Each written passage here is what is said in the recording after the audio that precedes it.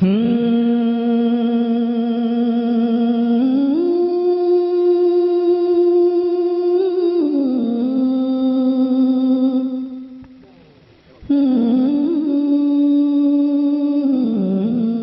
इस साइट पर पहली बार आए हैं तो सब्सक्राइब वाला बटन दबाकर ऑल वाला बेल को क्लिक करें और नए वीडियो के नोटिफिकेशन पहले पाएं। अस्सलामु अलैकुम व रहमतुल्लाहि व बरकातुहू। अल्हम्दुलिल्लाहि रब्बिल आलमीन वल आक़िबतु लिल मुत्तक़ीन वस्सलातु वस्सलामु अला सय्यिदिल अंबियाइ वल मुरसलीन व अला आलिहि व अस्हाबिहि त्वय्यिबीन अत्ताहिरीन। अम्मा बअद फ़अऊज़ु बिल्लाहि मिनश शैतानिर रजीम। बिस्मिल्लाहिर रहमानिर रहीम। हुवल्लज़ी अरसल रसूलहु बिलहुदा व दीनिल हक़ लियुज़हिरहु अलद्दीनि कुल्लिहि वलौ करिहल मुशरिकून। सदक़ल्लाहुल अज़ीम। गौसे आज़म बमने बेसरो सामा मददे क़िबले दी मददे काबे ईमा मददे इंतज़ारे करमे तुस्त मने आईनी रा ऐ खुदा जुओ खुदा बीनो खुदा दा मददे बगिरदाबे बला उफ्तादा कश्ती ज़ईफ़ानो शिकस्ता रात पुश्ती बहक के ख्वाजे उस्मान हारून मदद कुन मदद कुन या मोइनुद्दीन चिश्ती। इंतहाई एहतिराम व अकीदत के साथ अपने और सारी कायनात के मरकज़ अकीदत अनीसे बेकसां चारा साजे दर्द मंदा हम गरीबों के गम गुसार हम फ़कीरों की सरवत शहर यारे इरम ताजदारे हरम नौ बहारे शफाअत शब असरा के दूल्हा नौशे बज़्म जन्नत दानाए सुबुल मौलाए कुल खत्मुर रुसुल खुसरवे खूबा सय्याहे लामका वजह कुन फ़का दुर्रिल्लाहिल मकनून सिर्रिल्लाहिल मखज़ून आलिम मकाना वमा यकून आबो गिले अंबिया जानो दिले अस्फिया मतले हर सआदत मक्ते हर सियादत खुलासे कायनात फ़ख्र मौजूदात हुजूर अहमदे मुज्तबा मुहम्मद मुस्तफ़ा अरवाहुना फ़िदा सल्लल्लाहु तआला अलैहि व आलिहि व सहबिही व बारक व सल्लमा की बारगाह बेकस पनाह में जिस तरीके से पढ़ाऊं बुलंद आवाज से मेरे साथ मिलकर पढ़ें। अस्सलातु वस्सलामु अलैका या रसूल अल्लाह व अला आलिका व अस्हाबिका या नबी अल्लाह। अस्सलातु वस्सलामु अलैका या हबीब अल्लाह व अला आलिका व अस्हाबिका या नूर अल्लाह। सल्लल्लाहु तआला अलैहि वसल्लम। जमाने में आए बहुत आने वाले कोई तुस्सा आया न ओ आने वाले सिराजम मुनीरा लक़ब पाने वाले चमक तुझसे पाते हैं सब पाने वाले मेरा दिल भी चमका दे चमकाने वाले बरसता नहीं देखकर अब्र रहमत बदों पर भी बरसा दे बरसाने वाले मदीने के खित्ते खुदा तुझको रखे गरीबों फकीरों के ठहराने वाले अबाई शफाअत की साथ अबाई जरा चैन ले मेरे घबराने वाले मैं मुजरिम हूँ आका मुझे साथ ले लो कि रस्ते में है जा बजा थाने वाले और रहेगा यूं ही उनका चर्चा रहेगा रहेगा यूं ही उनका चर्चा रहेगा रहेगा यूं ही उनका चर्चा रहेगा पड़े खाक हो जाए जल जाने वाले और रजा नफ्स दुश्मन है दम में ना आना कहाँ तुमने देखे हैं चंद्राने वाले। आज की ये महफिल मिलादुन नबी सल्लल्लाहु अलैहि वसल्लम के हवाले से इनेकाद पजीर है।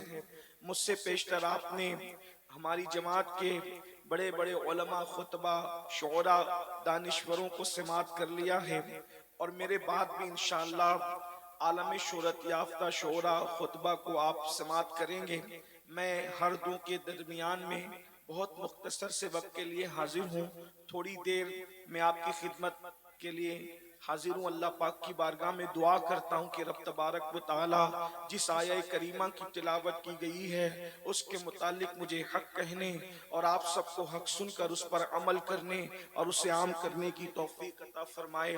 مسلمانوں کا سب سے بڑا تہوار، عاشقان رسول کا سب سے بڑا تہوار صرف عید نہیں بلکہ عیدوں کی عید ابھی ہمارے درمیان سے گزری ہے۔ ہم اس کو عیدوں کی عید اس لیے کہتے ہیں کہ اگر یہ عید نہ ہوتی تو نہ عید الفطر ہوتی، نہ عید الاضحیٰ ہوتی، نہ عید الجمعہ ہوتی، نہ عید العرفہ ہوتی، کوئی عید نہ ہوتی۔ بلکہ عید تو اپنی جگہ، نہ کوئی دن ہوتا، نہ کوئی رات ہوتی، نہ کوئی صبح ہوتی، نہ کوئی شام ہوتی، نہ کسی سے کسی کی ملاقات ہوتی، یہاں تک کہ نہ زمین ہوتے، نہ زمین ہوتی، نہ آسمان ہوتے، نہ ستاروں کی انجمن ہوتی، نہ آسمان کا سائبان ہوتا، نہ زمین کا بچھونا ہوتا، نہ شفق کا جمال ہوتا، نہ افق کی سرخیاں ہوتی، نہ قمریوں کی آواز ہوتی، نہ بھوروں کی گنگناہٹ ہوتی، نہ پھولوں کی تبسم ہوتی، نہ کلیوں کی مسکراہٹ ہوتی، نہ بلخاتی ندیاں ہوتی، نہ دریاؤں کی روانی ہوتی، نہ سمندروں کی طغیانی ہوتی۔ جو سب کچھ ہے صرف اس لیے ہے کہ وہ جو نہ تھے تو کچھ نہ تھا، وہ جو نہ ہو تو کچھ نہ ہو، وہ جو نہ تھے تو کچھ نہ تھا، وہ جو نہ ہو تو کچھ نہ ہو۔ جان ہے وہ جہان کی، جان ہے تو جہان ہے۔ اس دن ہمارے آقا تشریف لائے اور یہ عیدوں کی عید ہے۔ آپ اندازہ فرمائیں دنیا کے اندر کوئی دن ایسا نہیں ہے جو سب کے لیے خوشیوں کا دن ہو، اس لیے کہ اگر کوئی دن کسی کے لیے خوشی کا ہے تو وہی دن کسی کے لیے غم کا ہے۔ اللہ اکبر، زمانے میں کوئی بھی دن سب کے لیے خوشی کا دن نہیں آتا۔ اللہ اکبر، مثال کے طور پر اگر آپ کہیں گے کہ 15 اگست سب کے لیے خوشی کا دن ہے تو میں کہوں گا نہیں، یہ ہندوستانیوں کے لیے تو خوشی کا دن ہو سکتا ہے کہ ہندوستانیوں کو آزادی ملی، تو انگریزوں کے لیے اتنے دکھ کا دن ہے کہ اتنا بڑا ملک ان کے ہاتھ سے چلا گیا۔ دیکھا ایک ملک کے لوگ خوشی منا رہے ہیں تو دوسرے ملک کے لوگ بے چین اور بے قرار ہو رہے ہیں، وہ غمگین ہو رہے ہیں۔ ایک ملک کے لیے خوشی کا، دوسروں کے لیے غم کا۔ اسی طریقے سے اللہ اکبر، کسی کا انتقال ہوتا ہے، اگر ولی بھی دنیا سے جاتا ہے مریدین رو رہے ہیں اور فرشتے خوشی منا رہے ہیں۔ مریدین اس لیے رو رہے ہیں کہ اللہ اکبر، فرش سے ماتم اٹھے وہ طیب و طاہر گیا، اور عرش پر دھومے مچے، عرش پر دھومے مچے وہ مومن صالح ملا، فرش سے ماتم اٹھے وہ طیب و طاہر گیا۔ دیکھ رہے ہیں فرشتے خوش ہو رہے ہیں اور انسان رو رہے ہیں۔ اللہ اکبر، اسی طریقے سے آپ قیاس کر سکتے ہیں، جو دن مزدوروں کے لیے خوشی کا دن ہوگا وہ دن مالداروں کے لیے غم کا دن ہوگا۔ اگر مزدوروں کی بات مان کر کے تنخواہ بڑھا دی گئی ہے تو بولو سیٹھوں کا نقصان ہوگا کہ نہیں ہوگا؟ وہ خوشی منا رہے ہیں ہم کامیاب ہو گئے، یہ غمگین ہو رہے ہیں ہماری جیب کٹ رہی ہے۔ اسی طریقے سے آپ دیکھتے چلے جائیں، اللہ اکبر۔ لیکن کائنات میں ایک دن ایسا بھی آتا ہے جو مالداروں کے لیے بھی خوشی کا ہے اور غریبوں کے لیے بھی خوشی کا ہے۔ ایک دن ایسا بھی آتا ہے جو زمین والوں کے لیے بھی خوشی کا ہے اور آسمان والوں کے لیے بھی خوشی کا ہے۔ ایک دن ایسا آتا ہے جو مسلمانوں کے لیے بھی خوشی کا ہے اور غیر مسلموں کے لیے بھی خوشی کا ہے۔ اللہ اکبر، ایک دن ایسا آتا ہے جو فرشیوں کے لیے بھی خوشی کا ہے، عرشیوں کے لیے بھی خوشی کا ہے۔ وہ دن کون سا ہے؟ وہ دن صرف اور صرف میلاد النبی کا دن ہے، مصطفیٰ جان رحمت کی آمد کا دن ہے۔ آپ کہیں گے وہ کیوں؟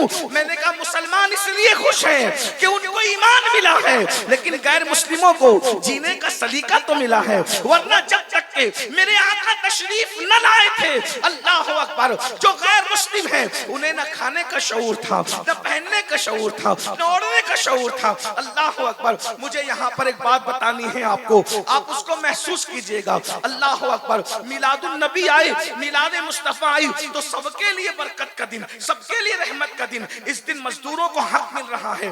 آقا فرماتے ہیں مزدور کا پسینہ سوکھنے سے پہلے اس کو مزدوری دے دی جائے، مزدور کا پسینہ سوکھنے سے پہلے اس کو مزدوری دے دی جائے۔ یہ تو جانوروں کے لیے بھی خوشی کا دن ہے۔ اللہ اکبر، پہلے لوگ جانوروں کو کھانے کے لیے کبھی پیر کاٹ دیتے تھے، کبھی کچھ عضو کاٹ دیتے تھے، زندہ جانور کے عضو کاٹ کاٹ کے کھائے جاتے تھے۔ رحمت للعالمین نے فرمایا اگر حلال جانور کھانا ہی ہے تو اس طرح اس کو اذیت دے کر نہ کھاؤ، بلکہ پہلے گلے کے پاس سے اس کو ذبح کر لو، اور جب اس کا جسم ٹھنڈا ہو جائے پھر اس سے جلد اتارو، اس کے بعد اسے से खाया जाए। अल्लाह अकबर। जिसने जानवरों के हुकूक बताए, जिसने इंसानों के हुकूक बताए, जिसने रास्ते के हुकूक बताए, जिसने दरख्तों के हुकूक बताए, जिसने पत्थरों के हुकूक बताए, अल्लाह अकबर। जिसने अल्लाह अकबर शौहर की चिता पर जलने वाली औरत के कदमों में जन्नत को समेट कर रख दिया और औरत का मकाम बताया, अल जन्नत तहता अक़दामिल उम्महातिकुम, जन्नत तुम्हारी माओं के कदमों के नीचे है। जब तक हुजूर तशरीफ न लाए थे, बेवाओं को चिता पर जलाया जाता था। आमिना के लाल एक बेवा खातून की गोद में तशरीफ ला करके दुनिया को बताते हैं, अरे अगर बेवा मनहूस होती तो नबी की माँ बेवा क्यों होती?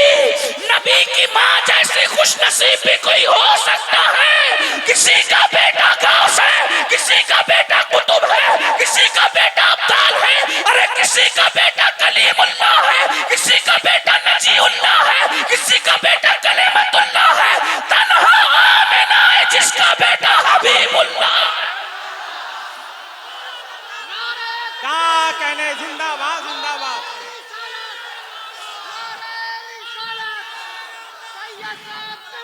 अरे जिस बेवा को सबने मनहूस जान करके जो है वो रुस्वा किया था, मेरे नबी ने उन्हीं बेवाओं की इज्जत बढ़ा दिया। बेवा माँ की गोद में तशरीफ ला के बताया, इतनी बरकत वाला रसूल जब बेवा माँ की गोद में आता है तो बेवा मनहूस नहीं हो सकती। उसका कसूर क्या है? इधर माँ को बेवा माँ की इज्जत बढ़ाई और उधर 2 मरतबा बेवा होने वाली खदीजतुल कुबरा को सुहागन बनाकर उम्मुल मोमिनीन बना दिया, तमाम मोमिनों की माँ बना दिया। देखो तो सही। और हुजूर के आने का सबसे पहले फायदा किसको मिला? औरत को मिला। और भी कौन सी औरत? आजाद औरत नहीं, आजाद औरत से भी ज्यादा गिरा हुआ दर्जा जो है वो कनीज औरत का था। लेकिन हुजूर जैसे दुनिया में तशरीफ लाए, कनीज दौड़ी दौड़ी गई और अबू लहब से कहा, अबू लहब मुबारक हो, तेरे घर भतीजा आया है, तेरे भाई अब्दुल्ला के यहाँ बेटा आया है। ऐसे ही अबू लहब ने उंगली का इशारा करके कहा, जा मैंने भतीजे की खुशी में तुझे आजाद कर दिया। गोया के नबी आके बता रहे हैं, अब मैं आ गया हूँ, औरतों को आजाद कराने के लिए आया हूँ, औरतों को आजादी देने के लिए। आका की आमद का सबसे पहला फायदा औरतों को मिला। आज लोग औरतों के हुकूक की बड़ी बात करते। मुझे यहाँ पर हुजूर की मिलाद की बात करने, जश्न मिलाद, हुजूर आए, इनकलाब आया। पहले मैं आपके सामने कुछ बातें पढ़ना चाहता हूँ। आयत मुबारका जो पढ़ी है उस पे गुफ्तगू करने से पहले तमहीद के तौर पे अगर थोड़ी देर मुझे आने वाले शोरा और खुतबा का ख्याल है, वो मेरी बात मेरी ही तरह वो मेहमान है, लेकिन चूंकि मैं पहले इसलिए बोल लेता हूँ कि मेरी गुफ्तगू जो है चूंकि बड़ी खुश्क होती है और रात जब ढल जाती है तो मेरी गुफ्तगू आपके कोई फायदे की नहीं रह जाती। इसलिए मैं चाहता हूं कि मैं अपने वक्त पे गुफ्तगू कर लूं। वैसे इंशाअल्लाह ताला अल्लाह जब तक तौफीक देगा गुफ्तगू के बाद में मैं बैठा रहूंगा, मैं जाऊंगा नहीं इंशाअल्लाह, अल्लाह की तौफीक के मुताबिक बैठ रहा हूं। लेकिन आपकी तवज्जो चाहता हूं, अब थोड़ी देर बहुत गौर से मिलाद का फलसफा, जो लोग कहते हैं ना कि मिलाद से क्या हुआ, मैं आपके सामने रखना चाहता हूं कि मिलाद सिर्फ सुन्नियों का त्योहार नहीं है, ये आलमी त्योहार है, आफाकी त्योहार है और पूरी कायनात का त्योहार है। वो कैसे? एक बात देखो, हुजूर जब तशरीफ नहीं लाए थे, लोग नंगे होके काबे का तवाफ करते थे। दुनिया इतनी बिगड़ी हुई थी, अल्लाह के घर का तवाफ नंगे होके करते थे। अल्लाह के घर पर काबतुल्लाह पर 360 बुत रखे हुए थे और जिना करने के लिए जब कोई औरत न मिले तो वो बकरियों से और जानवरों से तक जिना करते थे। अखलाकी गिरावट कितनी थी। और सबसे बड़ी बात ये, आज जो दहशतगर्द लोग हैं उनकी तो हम लोग मुखालफत करते ही दहशतगर्दों की, लेकिन आपकी खास नौजवानों की खास तवज्जो, आज के दहशतगर्दों की अहले सुन्नत ने हमेशा मुखालफत की है, क्योंकि हम सूफिया के मानने वाले लोग हैं। हमारे यहाँ किसी के हाथ की माला तोड़ना भी जायज नहीं है। तो जब हाथ की माला तोड़ना भी जायज नहीं है, अरे माला टूटती है तो मोती बिखरते हैं। आपकी अगर तवज्जो मेरी तरफ है तो इधर सुने, भैया बात नहीं करें तो जो इस तरह हुजूर का जिक्र हो रहा है, कोई किसी का जिक्र न करे, बस अब यार का जिक्र होगा बस, और किसी का जिक्र नहीं। तवज्जो फरमाए, माला टूटती है तो मोती बिखरते हैं, लेकिन जब सर किसी का अलग किया जाता है तो उसका पूरा खानदान बिखरता है ना। तो हमारे यहाँ जब माला तोड़ने की किसी के हाथ की इजाजत नहीं है तो फिर किसी का सर काटने की इजाजत कैसे کیسے ہو سکتی ہے؟ جس مذہب میں وضو کرتے وقت پانی ضائع کرنے کی اجازت نہیں ہے، جبکہ ہمارے یہاں وضو عبادت ہے، تو جب عبادت کے نام پر پانی ضائع کرنا حرام ہے تو بغیر عبادت کے کسی کے خون کو ضائع کرنے کی اسلام اجازت کیسے دے سکتا ہے؟ ہمارا مذہب امن کا مذہب ہے، شانتی کا مذہب ہے، سکون کا مذہب ہے، دہشت گردی کی ہمارے یہاں اجازت نہیں۔ ہمارے یہاں تو اللہ اکبر اتنا بھی احتیاط ہے، اگر کوئی سو رہا ہو تو اتنی زور سے سلام مت کرو کہ اس کی نیند میں خلل آئے۔ ہمارے یہاں سونے والے کو اس کی نیند کا خیال ہے، نیند کا خیال، تو جب لوگوں کی نیند کا خیال ہے تو لوگوں کی زندگی کا کتنا خیال ہوگا، لوگوں کے خاندان کا کتنا خیال ہوگا، لوگوں کی خوشیوں کا کتنا خیال ہوگا، لوگوں کے ارمانوں کا کتنا خیال ہوگا۔ لیکن لوگوں نے دین سمجھا نہیں، اسلام سمجھا نہیں، اسلام کے خلاف بکواس کرتے رہتے ہیں۔ لیکن ہماری ذمہ داری ہے کہ ہم اپنی ذمہ داری پوری کریں۔ تو ہم صوفیہ کے ماننے والے دہشت گردی کی اور دہشت گردوں کی مخالفت ہم نے ہمیشہ کی ہے۔ لیکن ایک بات میں آپ کے سامنے رکھنا چاہتا ہوں، رسول اللہ کی آمد کے بعد دنیا میں جتنے بھی دہشت گرد بعد میں پیدا ہوئے وہ لوگ چھوٹے درجے کے دہشت گرد ہیں۔ کیوں؟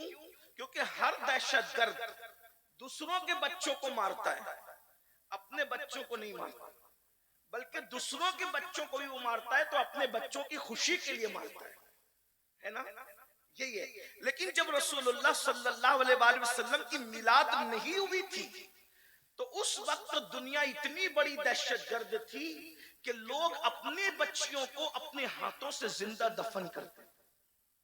آج کتنا بھی بڑا دہشت گرد ہو اپنا بچہ نہیں مارے گا، مگر حضور کی آمد سے پہلے لوگ اپنے بچوں کو دفن کرتے تھے، بیٹیوں کو زندہ دفن کیا۔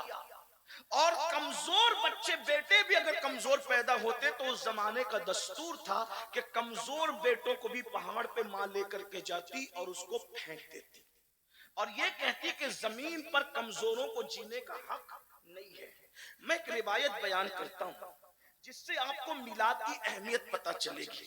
بہت توجہ کے ساتھ میرے الفاظ کے جامع میں ایک روایت سنیں، پھر میلاد کی اہمیت آپ کو پتہ چلے گی کہ میلاد النبی ہے کیا، آمد رسول ہے کیا، میلاد مصطفیٰ صلی اللہ علیہ وآلہ وسلم ہے کیا، اور میلاد سے کس کس کو فائدہ پہنچا، کس طرح پہنچا۔ آج لوگ کہتے ہیں، پوری دنیا میں کہہ رہے ہیں بیٹی بچاؤ، بیٹی پڑھاؤ، بیٹی کی عزت کرو۔ یہ بات اگر آج لوگوں کو 1450 سال کے بعد سمجھ میں آئی ہے تو یہ صرف میلاد مصطفیٰ کا صدقہ ہے، آمد رسول کا صدقہ ہے، ورنہ جن کی زبانیں آج بیٹی بیٹی کر رہی ہے، کل انہی کی زبانیں بیٹیوں کے تعلق سے کیا تھی، میں وہ تھوڑا سا جائزہ پیش کرتا ہوں۔ یہ تاریخ کے انمٹ نقوش ہے جس پہ ٹپنی نہیں کر رہا ہوں، صرف حقائق آپ کے سامنے رکھ رہا ہوں۔ دیکھیے اللہ کے رسول علیہ السلام کی آمد سے پہلے ننگے ہو کے کعبے کا طواف کرنا، اگر عورتیں مخصوص ایام میں چلی جائے تو عورتوں کو گھروں کے اندر اندھیرے میں بند کر دیا جاتا تھا۔ اگر بیوہ ہوتی تھی تو ہمارے بھارت ہی کے اندر یہ طریقہ تھا۔ ثبوت ہے، میں کسی مذہب پہ ٹپنی نہیں کر رہا ہوں، حالات بتا رہا ہوں، حالات صرف آپ چیک کریں کیا حالات تھے۔ جب کوئی عورت بیوہ ہو جاتی تھی اس کا سر مونڈ دیا جاتا تھا، اس کے بالوں کو مونڈ کر کے اس کو جو ہے کمرے میں قید کر دیا جاتا تھا۔ وہ شادیوں میں نہیں جا سکتی تھی، وہ خوشی کی محفل میں نہیں جا سکتی تھی۔ اب سہاگن عورتیں اس کو صبح کے وقت دیکھتی تو اپنا چہرہ پھیر لیتی تھی۔ صبح کے وقت اگر عورتیں آنگن سے گزرتی بیوہ عورتیں تو وہاں پر پانی ڈالا جاتا تھا۔ یہ بیواؤں کے ساتھ، یعنی بیوہ کا شوہر کیا مر گیا اس کی زندگی موت سے بدتر کر دی جاتی تھی۔ پہلے تو جلا دی جاتی تھی شوہر کے ساتھ، اور اگر جو بچ بھی جاتی وہ اس طرح بدترین حالات میں زندگی گزارتی تھی کہ اس کو کہیں حق حاصل نہیں تھا۔ یہ دنیا کے حالات تھے، یونان کو دیکھیں، ہندوستان کو دیکھیں، عرب کو دیکھیں۔ لیکن اب آئیے تھوڑا سا میلاد پر توجہ کرتے ہیں۔ حضور علیہ السلام کی محنتیں بہت ہیں، آپ غور کیجئے گا۔ بات جو کچھ چلانے پیچھے انہیں چلانے دیں، کیوں چلانے مجھے نہیں پتا، لیکن اگر ذکر رسول سے بڑی بھی کوئی چیز ان کے نزدیک ہے تو وہ بات کرتے رہیں، لیکن مجھے کوئی غصہ نہیں اس پر۔ بات آپ بہت اچھے سے سن رہے ہیں ماشاءاللہ، مسلم ٹولہ ویشالی والے اور گرد و نواز سے آنے والے، اللہ تم سب کو میلاد مصطفیٰ کا صدقہ دے۔ ممبر والوں کو بھی، زمین والوں کو بھی سب بڑی محبتیں دے رہے ہیں، لیکن آپ تھوڑا غور سے بات سنیں کیونکہ یہ باتیں غور سے سننے کی ہے، یہ تقریر نہیں ہے، کوئی خطاب نہیں ہے، یہ صرف جو ہے یہ کسی کے دل کا درد ہے جو آپ کے دلوں کے دروازے پہ کوئی منتقل کرنے آیا ہے، بس بات اتنی ہے اور بات کوئی نہیں ہے۔ حضور علیہ السلام کی آمد سے پہلے عورت کو کچلا جا رہا ہے، کمزوروں کو کچلا جا رہا ہے، غریبوں کو کچلا جا رہا ہے، کعبے کی عظمت پامال کی جا رہی ہے، پیشانیاں آوارہ ہو چکی ہے، سجدے آوارہ ہو چکے ہیں، ایک خدا وحدہ لا شریک کو چھوڑ کر گوبر کی عبادت ہو رہی ہے، چوہوں کی عبادت ہو رہی ہے، بندر کی عبادت ہو رہی ہے، درختوں کی عبادت ہو رہی ہے، پتھروں کی عبادت ہو رہی ہے، یعنی جو عبادت کے لائق ہیں اس کو چھوڑ کے سب کی عبادت ہو رہی ہے۔ یعنی کہ غور تو فرمائے، اندازہ تو فرمائے، غور تو کریں، انسان کتنا بگڑ چکا تھا، انسان کا چہرہ انسان کی طرح تھا، وہ درندوں سے زیادہ وحشی ہو چکا تھا، جانوروں سے بدتر ہو چکا تھا۔ جو خدا کی حق تلفی کرنے لگے وہ کس کا حق ادا کریں گے؟ اللہ اکبر، اللہ اکبر۔ اندازہ فرمائے حضور کے آنے سے پہلے کے حالات جو میں واقعہ پیش کر کے آپ کو سمجھانا چاہتا ہوں، بتانا چاہتا ہوں، ذرا اس کو محسوس کریں۔ اگر دوسرے مکاتب فکر کے بھائی آئے ہیں ان سے بھی میری گزارش ہے کہ ذرا میلاد پر توجہ کریں۔ میلاد کس چیز کا نام ہے؟ میلاد کہتے کسے؟ اگر آپ نے کسی سے سن کر کے جو ہے وہ یوں ہی بولنا شروع کر دیا ہے اور یوں ہی آپ حضور علیہ السلام کی میلاد پر ٹپنی کرتے ہیں تو تھوڑا سا ایک مطالعہ کریں، میلاد کس چیز کا نام ہے؟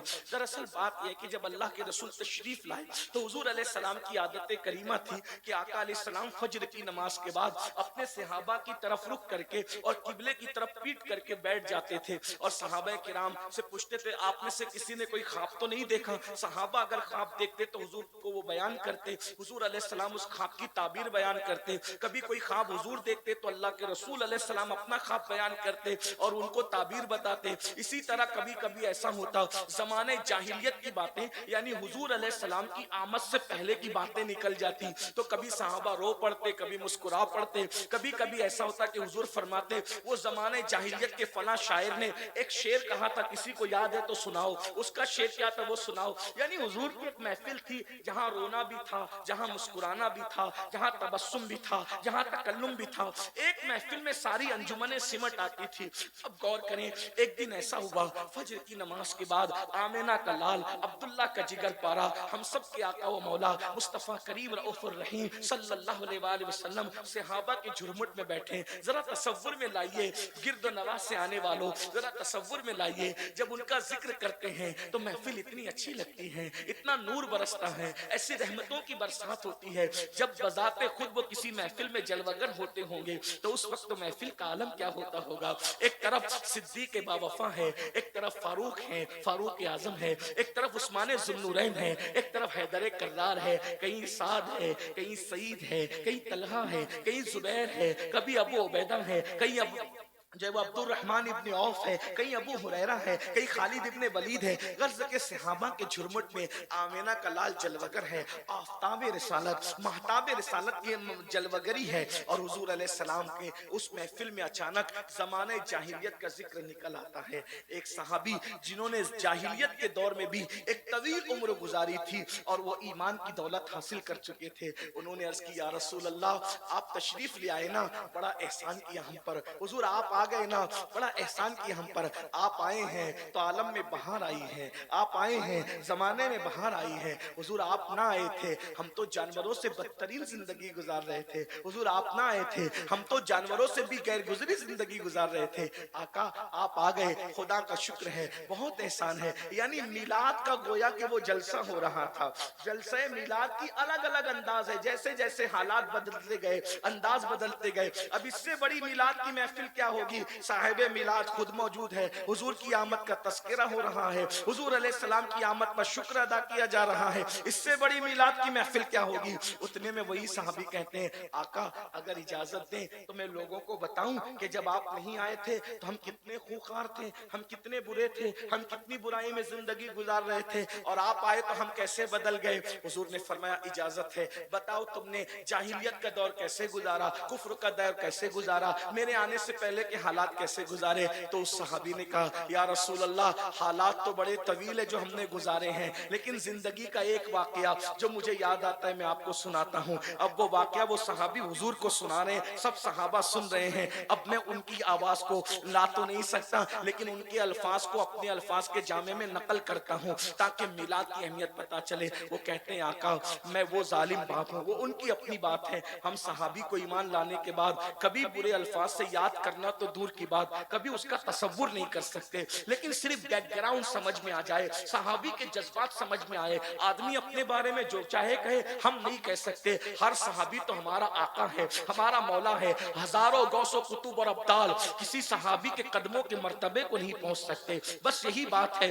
اس لیے ہم ہر صحابی کا احترام کرتے ہیں، ان کے بارے میں ہلکی بات سوچنا، ہلکی بات کرنا ہمارا مسلک ہی نہیں ہے۔ جیسے ہم ہر نبی کی تعظیم کرتے ہیں، ہر صحابی کی تعظیم کرتے ہیں، ہر اہل بیت کی تعظیم کرتے ہیں، ہر ولی کی تعظیم کرتے ہیں، بھائی جو ہمارا مسلک ہی مکمل ادب ہے، اہل سنت کا ہے بیڑا پار، اصحاب حضور نجم ہے اور ناؤ ہے، اطرت رسول اللہ کی۔ ہمارا تو حال یہ ہے کہ خدا نے دو ہاتھ ہمیں اس لیے عطا فرمائے ہیں، ایک ہاتھ میں صحابہ کا دامن ہے اور ایک ہاتھ میں اہل البیت کا دامن ہے، لیکن صرف وہ حالات سمجھ میں آ جائے، وہ اپنے بارے میں جو کہہ رہے ہیں اپنے الفاظ کے جامع میں، وہ کہتے ہیں آقا ہم اتنا ظلم کرتے تھے یا رسول اللہ، میں وہ باپ ہوں کہ جس نے اپنے ہاتھوں سے اپنی 4 بیٹیوں کو، ایک روایت کے مطابق 5 بیٹیوں کو، ایک روایت کے مطابق 7 بیٹیوں کو، بہرحال جو بھی ہے، لیکن میں یہاں 4 کا تذکرہ کر دوں، یا رسول اللہ میں نے اپنے ہاتھوں سے اپنی 4 بیٹیوں کو زندہ دفن کیا ہے، تم بھی بیٹیوں کے باپ ہو۔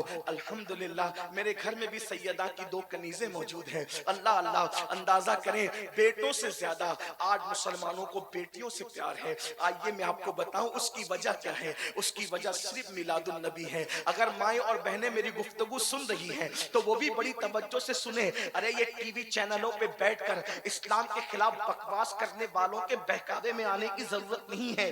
دنیا نے تو تمہیں کیا سلوک کیا تھا، ذرا توجہ سے سنو میری بہنوں، وہ صرف آمنہ کا لال ہے جس نے عورتوں کی عزت کو بحال کیا ہے۔ وہ صحابی کہتے ہیں آقا میں نے اپنے ہاتھوں سے اپنی 4 بیٹیوں کو زندہ دفن کیا ہے، لیکن 4تھی بیٹی کی دفن کی داستانی کچھ اور ہے۔ اللہ اکبر۔ اب میرے الفاظ کے جامع میں تھوڑی دیر کے لیے علامہ ارشد القادری کی تحریروں کا سہارا لے کر کے تھوڑی دیر سن لیں۔ وہ کہتے ہیں آقا 3 مرتبہ بیٹی کے بعد بیٹی، بیٹی کے بعد بیٹی پیدا ہوئی، 4تھی مرتبہ میری بیوی مراد سے تھی، مجھے بڑی امید تھی کہ اب کی مرتبہ 4تھی مرتبہ بیٹا ہی پیدا ہوگا۔ اب کی مرتبہ امید ہوتی ہے، مومن ہو یا کافر، ان پڑھ ہو یا جاہل، علم والا ہو یا بغیر علم والا، امید تو امید ہوتی ہے۔ اب کی مرتبہ بڑی تمنا تھی، آثار نظر آتے ہیں، اللہ نے خوشی دکھائی ہے، اب کی بار بیٹا ہوگا۔ میں بہت امید میں تھا، ایسے میں مجھے انتظار تھا کہ میری امیدیں یقین میں تبدیل ہوگی، میرے گھر کے آنگن میں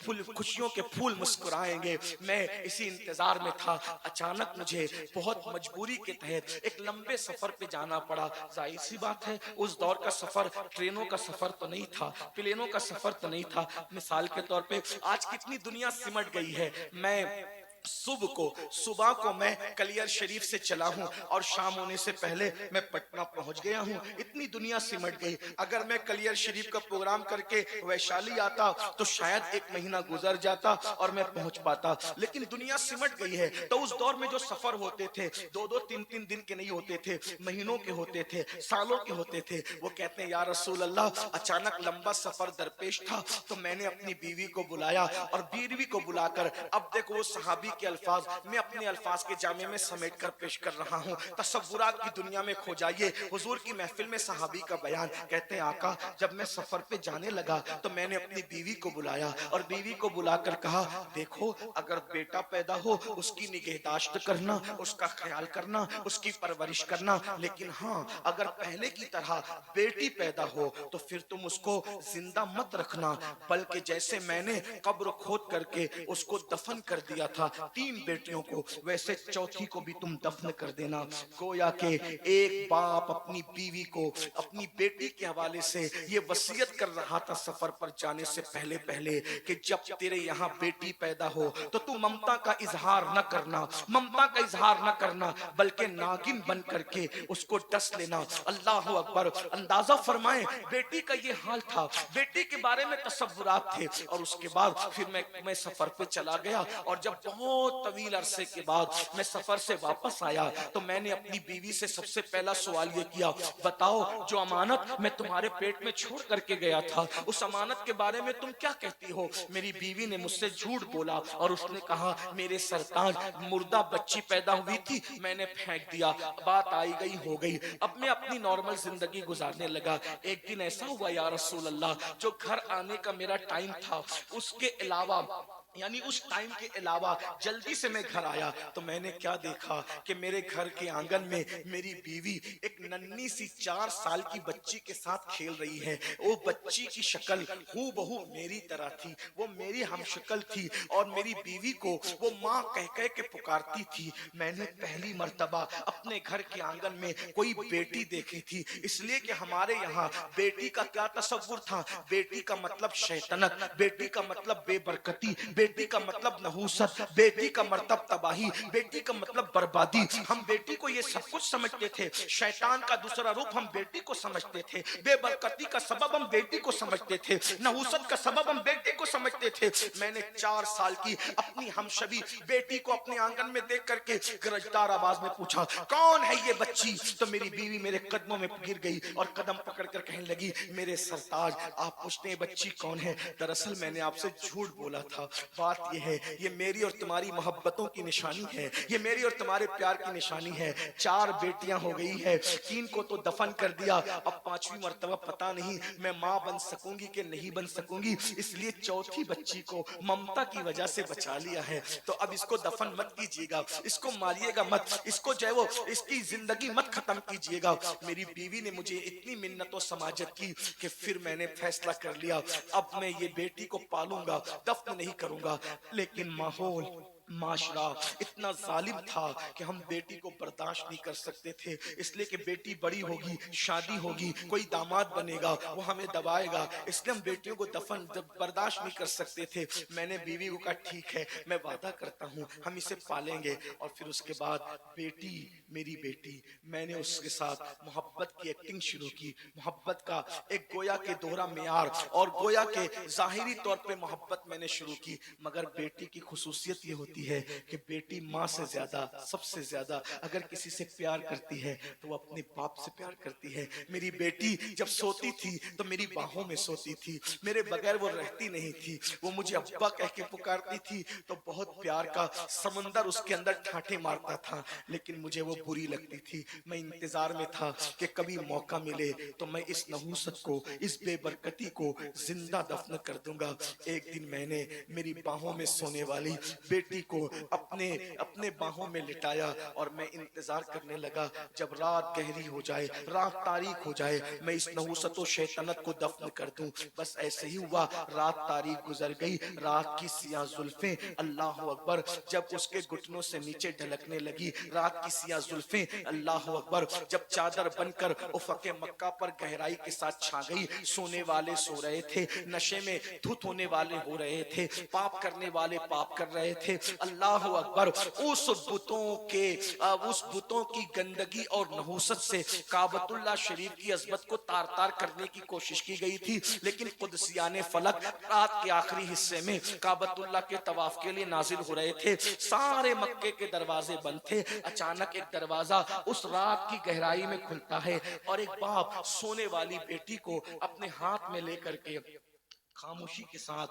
باہر نکلتا ہے، بیوی کی آنکھوں سے بچا کر اس کی نیند کا فائدہ اٹھا کر۔ غور کریں ایک باپ کے ہاتھ میں ایک 4 سال کی بچی ہے اور وہ لے کر کے باہر نکلتا ہے۔ جیسے ہی وہ اپنی بیٹی کو لے کر باہر نکلتا ہے، سوچئے اس طرح سے تو آج بھی کئی باپ لے کر کے باہر نکلتے ہیں، لیکن حضور کی میلاد کے پہلے کے باپ کے اس طرح نکلنے میں اور آج کے باپ کے اس طرح نکلنے میں آپ نے کوئی فرق محسوس کیا ہے؟ فرق یہ ہے کسی بھی مذہب کا باپ ہو، کسی بھی مسلک کا باپ ہو، آج جب بیٹی کو ایسے لے کر کے نکلتا ہے تو یقیناً اس کی بیٹی بیمار ہوتی ہے اور وہ دواخانے کی طرف دوڑتا ہے اور کہتا ہے ڈاکٹر میری پوری پونجی لے لے مگر میری بچی کو بچا لے۔ یہ میلاد کے بعد کے جذبات ہے، ہر مسلک کا باپ، ہر مذہب کا باپ۔ اور اس سے پہلے ایک باپ نکل رہا ہے ہاتھ میں بیٹی کو لے کے تو زندہ دفن کرنے کے لیے، اور اس کے بعد وہ باپ کہتا ہے یا رسول اللہ अल्लाह, जब मैं जल्दी जल्दी चलने लगा तो मेरा पैर एक पत्थर से टकराया, मैं जमीन पे गिर गया। जब जमीन पे गिरा हूं तो मेरी बच्ची दूर गिरी है, मैं गिरा हूं, लेकिन मैं इस बच्ची की नींद उस ठोकर की वजह से जमीन पे गिरने से खुल गई। मैं उठा, जल्दी से मैंने उठा, संभला, और इससे पहले कि मेरी बीवी को खबर हो और वो दौड़ती हुई आए इस बच्ची को बचा ले, मैंने बच्ची को उठाया तो बच्ची जाग चुकी थी। वो रोकर कहती थी, बाबा तुम्हें कहीं चोट तो नहीं आई? बाबा तुम्हें कहीं, बेटी तो बेटी थी ना, बाबा तुम्हें कहीं चोट तो नहीं आई? अल्लाह अकबर। आका उसके इस मासूमाना जुमले पर भी मेरा दिल नहीं पिघला। मैंने कहा चलो। उस बच्ची ने कहा, आप मुझे अंधेरे में कहां ले जा रहे हैं? मैंने कहा चलो। जब वो चलने के लिए तैयार ना हुई और उसने अपनी माँ को पुकारा तो या रसूल अल्लाह, मैंने उसको घसीटना शुरू किया। पहले हाथ पकड़ के घसीटा, जब उसने कहा मैं नहीं आऊंगी, अम्मी कहाँ है, अंधेरे में मुझे डर लगता है, बाबा आप मुझे कहां ले जा रहे हैं? या रसूल अल्लाह, शैतान मुझ पर इतना गालिब था कि जब हाथ पकड़कर मेरी बेटी मेरे साथ चलने के लिए तैयार ना हुई तो उस वक्त मैंने उसके बालों को पकड़ा और बालों के जरिए से घसीट करके मैं उसको वहां ले जाने लगा। मक्के के लोग जहां अपनी बच्चियों को जिंदा दफन करते थे, या रसूल अल्लाह, वो मुझसे बार बार कहती थी, बाबा मुझसे कसूर क्या हुआ है, मुझसे गलती क्या हुई है, आखिर मोहब्बतें नफरतों में क्यों बदल गई है? वो बाहों में सुनाने वाला बाप आखिर मुझे लेकर कहां जा रहा है? या रसूल अल्लाह, मैंने कहा जालिम, तेरा बाप तुझसे कभी प्यार नहीं करता था, तूने मुझे बाप माना था, लेकिन मैंने तुझे कभी बेटी नहीं माना था। बिलाखिर या रसूल अल्लाह, अल मुख्तसर घसीटते हुए मैं वहां ले गया जहां काबतुल्लाह के सामने आज भी एक कब्रिस्तान है। हज को जाओ, उम्रा को जाओ तो जाओ और जा करके नन्ही नन्ही कब्रों को देखकर अंदाजा करो कि मीलाद के पहले के हालात क्या थे। मीलाद तो समझते क्या हो जालिमो? अल्लाह अकबर, अल्लाह अकबर। मैं वहां लेकर के पहुंचा और जल्दी जल्दी से मैं गड़ा खोदने लगा ताकि शैतानत को, नहूसत को, बेबरकती को, बेटी को दफन कर दूं। जैसे मैं कवर खोद रहा था और मेरे कपड़ों पे मिट्टी लग रही थी, मेरी बच्ची रोती जाती थी और कहती थी, बाबा आपके कपड़े गंदे हो रहे हैं, और अपने हाथों से मेरे बदन पे लगने वाली मिट्टी को साफ कर रही थी। या रसूल अल्लाह, वो मेरे कपड़ों पर मिट्टी का दाग देखना नहीं चाहती थी, लेकिन मैं उसके खून से हमेशा के लिए अपनी रूह को उसके खून के धब्बों से रंगीन करने जा रहा था। फिर आखिर मैंने कब्र खोदी और कब्र खोद करके उस बच्ची ने कहा, बाबा आप क्या करेंगे? मैंने उसको उठाया और उस गड्ढे के अंदर फेंक दिया। फेंकने के बाद मैंने चाहा जल्दी जल्दी से जिंदा दफन कर दूं। अल्लाह अकबर।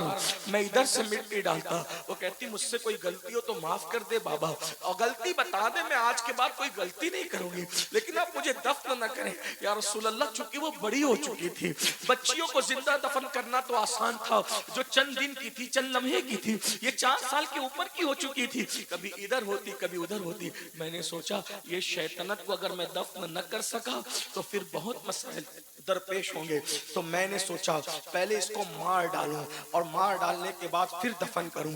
आका करीब में एक बड़ा सा पत्थर पड़ा था, मैंने उठाया और उठाने के बाद जोर से उसके सर पे दे मारा। एक चीख निकली और वो चीख हमेशा के लिए उस जंगल के अंदर खामोश हो गई, और ममता का गला इस तरह एक बाप ने अपने हाथों से घोट दिया। या रसूल अल्लाह, फिर जल्दी जल्दी मैंने उसको दफन किया, और जब दफन करके मैं लौट रहा था तो मैं बहुत खुश था, सीना तान के लौट रहा था। शैतानत दफन कर दी, नहूसत दफन कर दी, बेबरकती दफन कर दी, मगर या रसूल अल्लाह, जब मैं लौट रहा था खुशी खुशी तो मेरे ज़मीर पे एक बोझ था, यूं लगता था जैसे सदाए बाज गश्त के तौर पे अब भी वो जुमले मेरे कानों से टकरा रहे हैं, बाबा मुझसे गलती क्या हो गई, मेरा कसूर तो बताए ना बाबा, मैंने गलती क्या की है। ये मंजर सुन करके हुजूर इतना रोए कि दाढ़ी आंसुओं से तर हो गई, पूरी महफिल में हिचकियों की आवाज आ गई, और वो सहाबी भी रोते रोते हिचकियां लेने लगे। जब उन्होंने अपनी दास्तान अलम को खत्म किया, हुजूर अलैहिस्सलाम सर नीचा करके रो रहे थे।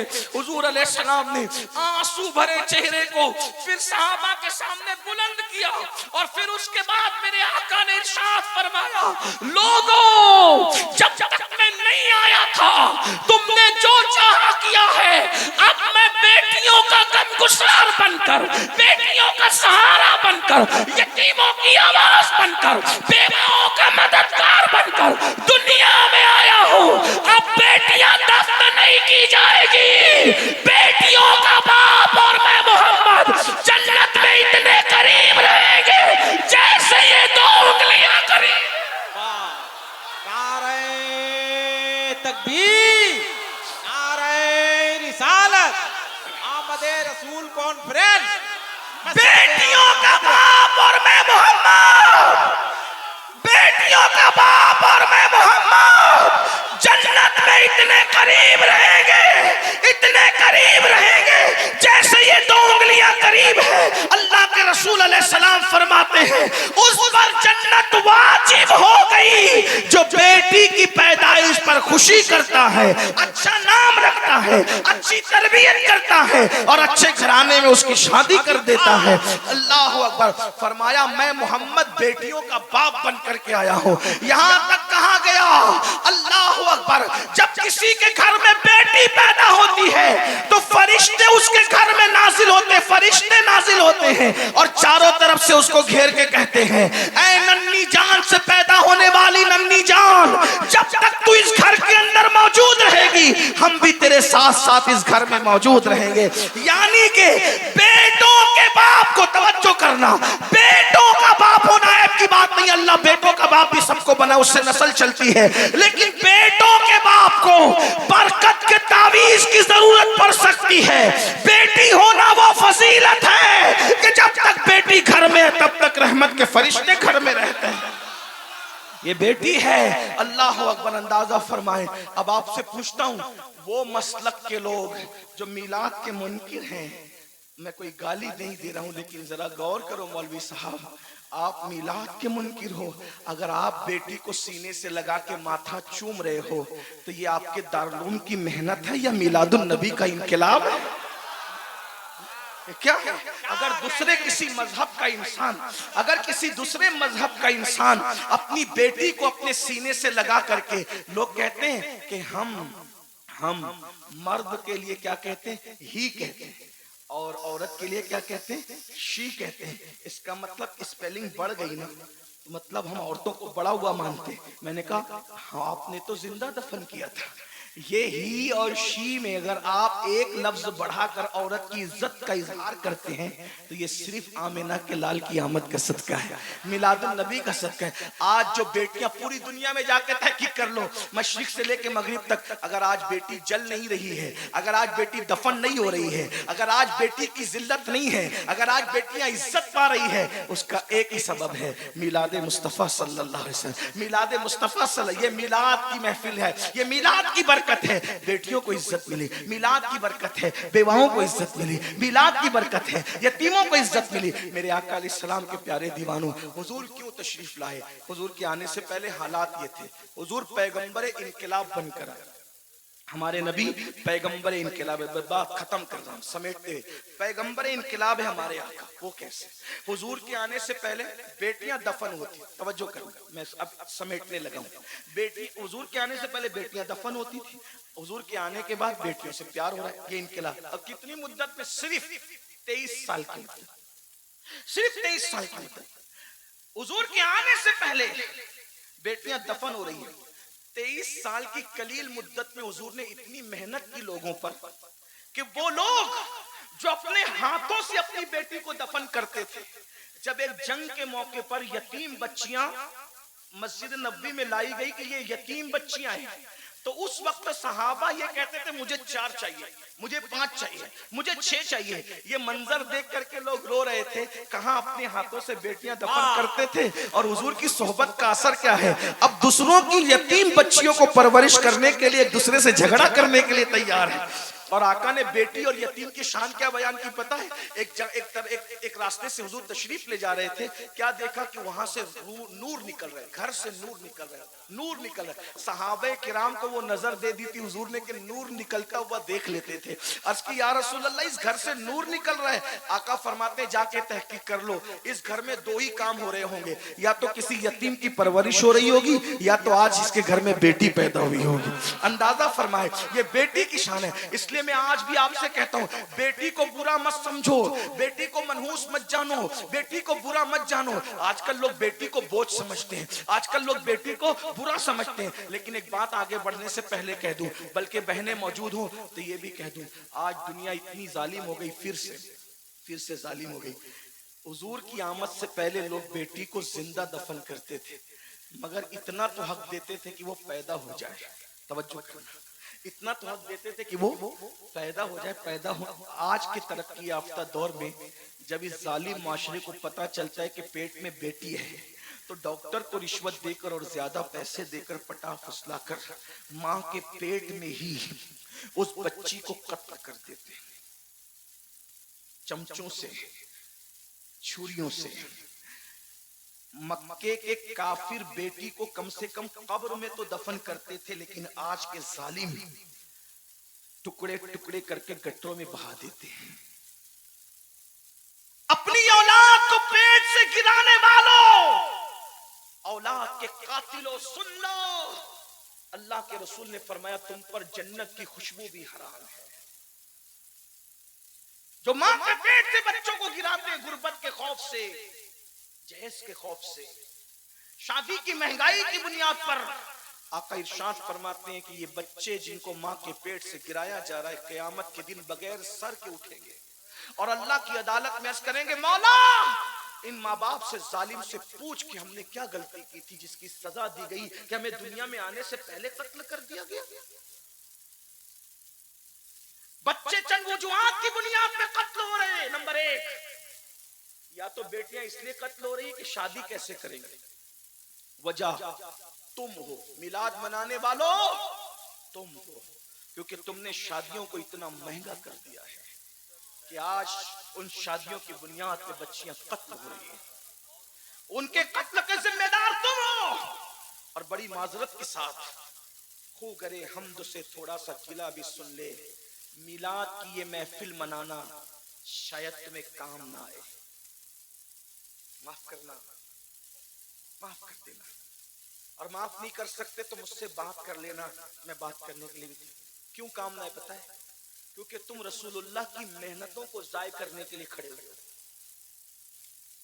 حضور علیہ السلام نے محنت کی تھی, کیوں محنت کی اور کتنی محنت کی تھی بتاؤں؟ حضور کی محنت کتنی تھی؟ رسول اللہ کے عاشق بن کے حضور کی محنت کو ضائع کرنے کھڑے ہوئے ہو تو ایسے عاشقوں پر حضور کی محنت کا اندازہ نہیں.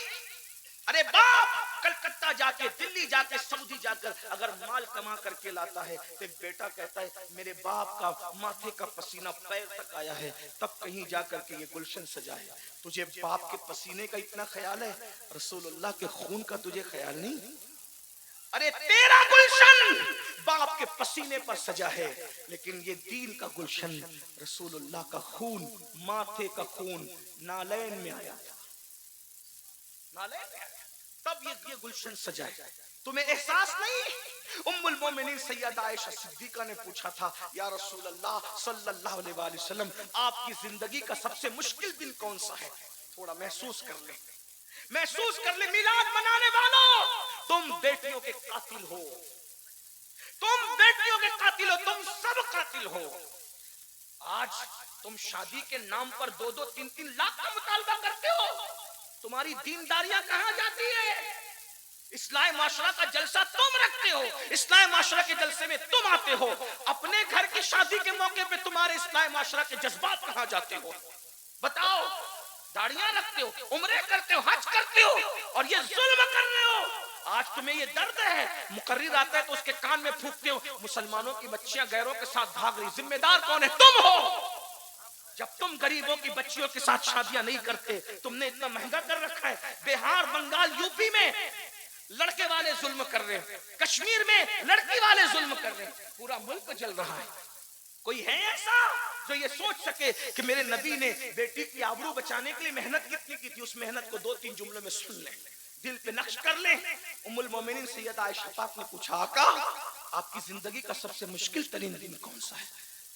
फिर खुद ही कहने लगी, चूंकि हुजूर से बहुत करीब थी और हुजूर की बारगाह में जिसको कहते हैं ना कि किसी का इतना फ्री हो जाना कि इंसान मुंह लग जाता है, हुजूर बहुत प्यार करते थे उनसे। उनके बिस्तर पे कुरान नाज़िल होता था, वो जो चाहती थी सवाल कर लेती थी। तो कहती थी सबसे मुश्किल दिन आपकी जिंदगी का कौन सा था? फिर खुद ही स्टेटमेंट दे दिया, ओहद का दिन मुश्किल था ना आपके लिए, जिस दिन आपके दंदान शहीद हो गए थे, घोड़े से आपको जमीन पे डाल दिया गया था, घुटने फट गए थे, पूरा जिस्म लहू लहान था, हुजूर खुद नहीं चलते थे, सहाबा उठा करके पहाड़ पे ले गए थे, पूरे जिस्म से लहू रस रहा था। आपके जिंदगी का सबसे मुश्किल दिन ओहद का दिन था ना आका? हुजूर ने फरमाया नहीं नहीं, 70 सहाबा शहीद हुए थे ओहद के दिन, वो मुश्किल दिन नहीं था। अमीर हमजा का कलेजा चबाया गया था। मेरी जिंदगी का वो मुश्किल दिन इतना मुश्किल था लेकिन सबसे मुश्किल नहीं था। अमीर हमजा की नाक, कान, होठ, उंगलियां काटकर रस्सी में पिरोकर हार बनाकर पहनने वालों ने गले में पहना था, बाजू में बांधने वालों ने बाजू में बांधा था, पाजेब की शक्ल में पैर में डाले गए थे, कलेजा चबाया गया था। उस दिन हजरत हंजला पहली रात का दूल्हा शहीद हुआ था। 70 सहाबा की लाशें पड़ी थी। सरकार कहते हैं मुश्किल तो था आयशा, लेकिन सबसे मुश्किल दिन मेरी जिंदगी का वो नहीं था। फिर पूछा हुजूर कौन सा था? तो मेरे आका ने फरमाया ताइफ का दिन मेरी जिंदगी का सबसे मुश्किल तरीन दिन था आयशा। आज की हुजूर उसका क्या दास्तान है? फरमाया आयशा जब मक्के वालों ने मेरी बात नहीं सुनी तो मैं ताइफ गया, 15 दिन, 1 महीना या 40 दिन तक, 3 रिवायतें मिलती है, मैं वहां रहा। मैंने वहां के लोगों को समझाया, उन्होंने नहीं माना, बल्कि उन्होंने गालियां दी, पीठ के पीछे छोकरे लगा दिए, वो चिल्लाते थे पागल पागल पागल, और आगे 2 कतार लगा करके खड़े थे, उनके हाथों में पत्थर। मैं जैसे गुजरता तो मुझ पे पत्थर बरसा। आज हम लोग जब तकरीर करने जाते हैं, नात पढ़ने जाते हैं, दीन की खिदमत करने जाते हैं, तो ये एहसास तड़पाता है, गुलामों के लिए फूल बरस रहे, बल्कि गुलाम भी नहीं, डायरेक्ट गुलाम दर गुलाम दर गुलाम दर गुलाम, बल्कि उनके दर के सगाने बेहुनर इन पे फूल बरस रहे, नजराने दिए जा रहे, अच्छे से अच्छा खाना खिलाया जा रहा है। और उसके बाद जब निकलते तो हाथ जोड़ के मेजबान कहता है हजरत कोई गलती हो तो माफ कर दे।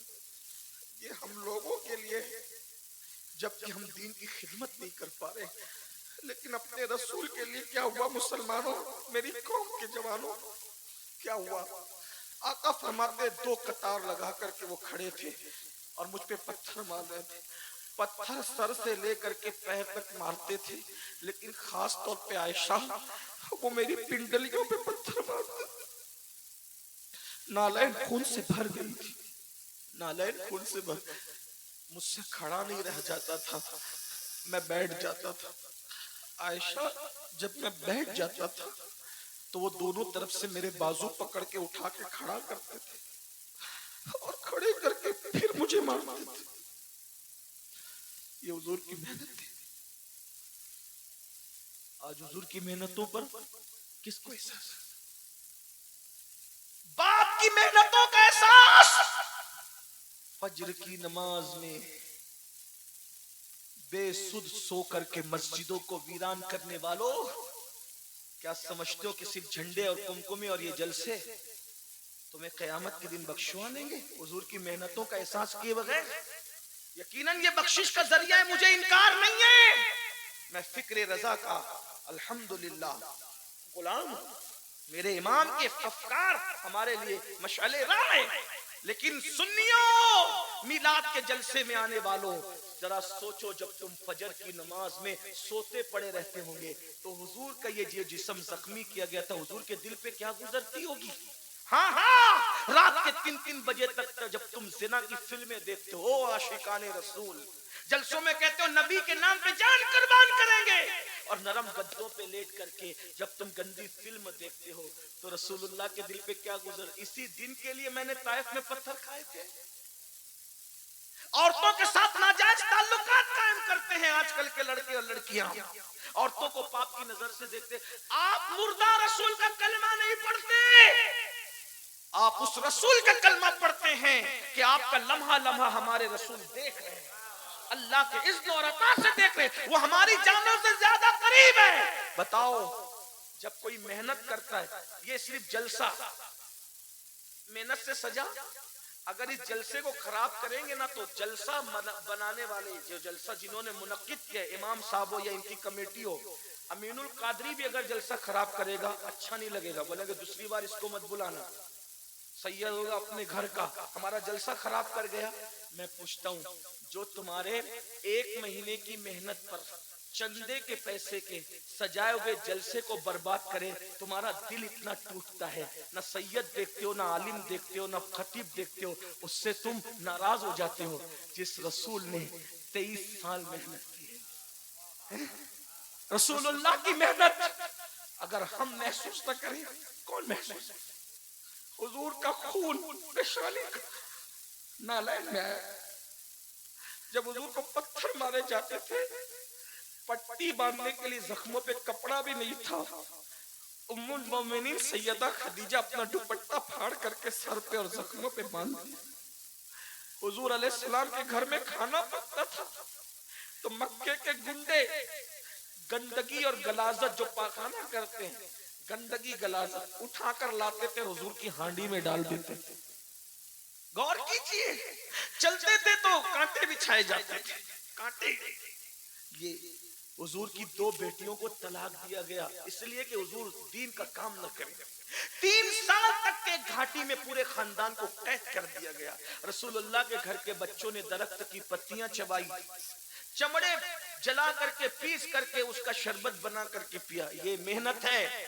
اب بتاؤ جب تمہاری وجہ سے شادیاں مہنگی ہوگی، کار مانگو گے، جہیز مانگو گے اور بیٹیاں غیروں کے ساتھ بھاگے گی، شادیاں مہنگی ہوگی یا پیٹ کے بچے قتل کیے جائیں گے، اور جب میدان محشر میں تم رسول اللہ کی بارگاہ میں حاضر ہوں گے میلاد منا کر یا جو بھی دعوے کر کے، حضور چہرہ پھیر لیں، حضور چہرہ پھیر لیں، بتاؤ کیا ہوگا؟ آج رسول اللہ کی محنت کا احساس نہیں ہے تمہیں؟ کوئی شراب پی رہا ہے، کوئی نشہ کر رہا ہے، ارے شراب کی بوتل ہاتھ میں آنے سے پہلے تجھے محسوس ہونا چاہیے کہ یہ دین میرے گھر تک کتنی محنتوں سے پہنچا۔ ایسے منافق صفت دیندار مت بنو، زبان پہ جلسوں میں دین اور اندر دنیا۔ جب تم بیٹے کا رشتہ طے کرنے جاتے ہو تو مولانا کیا کہتے ہیں؟ مولانا میری بیوی نہیں مان رہی ہے، وہ جہیز کا مطالبہ کر رہی ہے۔ اتنے فرما بردار ہو بیوی کے، ہر دن تم چلاتے ہو بیوی کو، اور شادی کے موقع پہ تمہیں بیویاں نظر آتی ہیں، بہانے سب مان رہے ہیں۔ اور اگر میری یہ گستاخی معاف ہو تو میں ہندوستان کی زمین پہ یہ ضرور کہہ رہا ہوں کہ صرف دنیا دار لوگ نہیں، دیندار طبقہ بھی اس لعنت میں ملوث ہے۔ کیا جواب دو گی اللہ کو؟ کیا جواب دو گی؟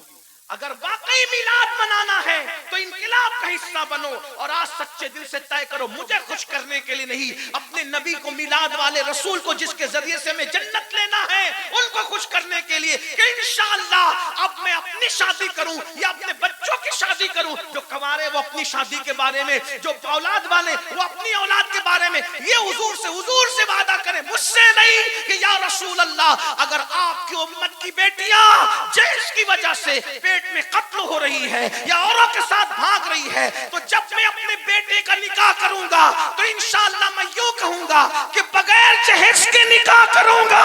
اگر میرا سمدی دینا بھی چاہے گا تو میں کہوں گا جا کسی اور موقع سے دے دینا، لیکن جہیز کا خاتمہ کروں گا، اور اللہ اکبر بغیر جہیز کی شادی کر کے دنیا کو بتاؤں گا کہ نبی کے نام پہ جان دینا بھی جانتے ہیں اور بدعت کا خاتمہ کرنا بھی جانتے ہیں۔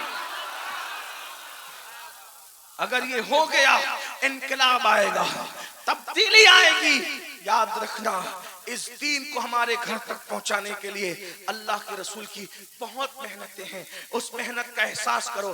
آج ہم صرف زبان سے میلاد مناتے ہیں، جھنڈے لگاتے ہیں، لیکن حضور کی محنت کا ہمیں احساس۔ بھائیو ایک دن میں 3 بار کپڑے بدلتے ہو، اچھا ہے بدلو، 4 بار بدلو۔ ہماری قادری، ہم تو قادری صوفی لوگ ہیں، ہمارے قادریت بہت تصوف میں بہت انجوائے والی ہے۔ ہمارے غوث پاک کہتے ہیں اچھا کھاؤ، اچھا پہنو، اچھے کام کرو۔